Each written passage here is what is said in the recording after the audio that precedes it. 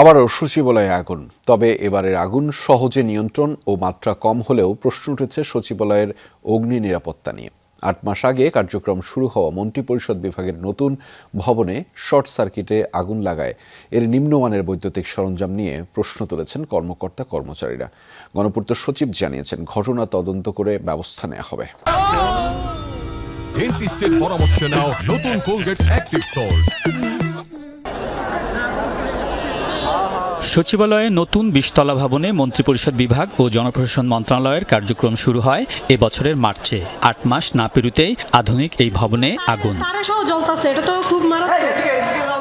দুপুর 1:45টায় আগুনের সূত্রপাত ভবনের নবম তলার টয়লেটের এক্সজস্ট ফ্যান থেকে শর্ট সার্কিটের কারণে। এ সময় আতঙ্কে নিচে নেমে আসেন ভবনে থাকা দুটি মন্ত্রণালয়ের সচিব সহ কর্মকর্তা কর্মচারীরা।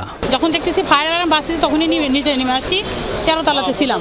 লিফটের 8, 9, 10 এটাতে ধোঁয়াটা বেশি দেখা গেছে। আমরা উপর থেকে সিঁড়ি দিয়ে নেমে গেছি। প্রথমে মনে হচ্ছে ভূমিকম্প হয়েছে, আমরা তাড়াতাড়ি পালাই, আমরা জুতা সেরে মানে ভালো চলে আসছে সবাই।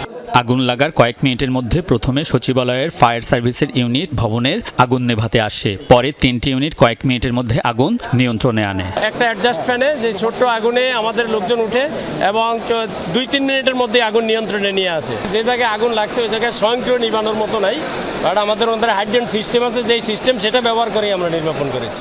গত ডিসেম্বরে সচিবালয়ে ভয়াবহ অগ্নিকাণ্ডের পর আবারও আগুনের ঘটনায় নিরাপত্তাহীনতায় কর্মকর্তা কর্মচারীরা। তাদের অভিযোগ, নতুন ভবন হলেও বৈদ্যুতিক সংযোগে নিম্নমানের তার ব্যবহারই আগুনের কারণ। এই অবস্থায় মন্ত্রিপরিষদ ভবন পরিদর্শন করেন গণপূর্ত সচিব। ঘটনার তদন্তের কথা জানান তিনি। আমরা তদন্ত কমিটি করতেছি, আমরা এটা সব রিচেক করব, অসুবিধা নেই।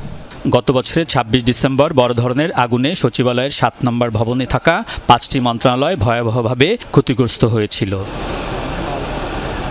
আলমগীর স্বপন, যমুনা নিউজ, ঢাকা।